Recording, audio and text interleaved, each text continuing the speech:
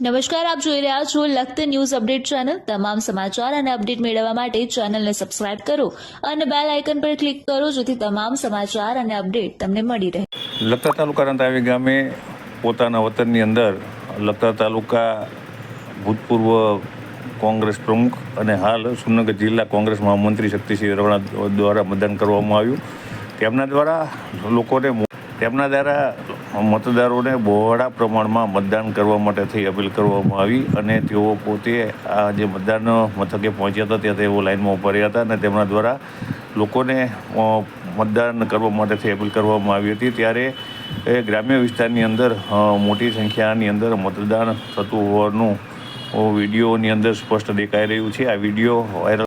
આ વિડીયો શક્તિસિંહ રાણા દ્વારા વાયરલ કરવામાં આવ્યા છે અને તેમના દ્વારા લોકોને મતદાન કરવા માટે થઈ અને અપીલ કરવામાં આવી છે। હું શક્તિસિંહ રાણા, મહામંત્રી જિલ્લા કોંગ્રેસ।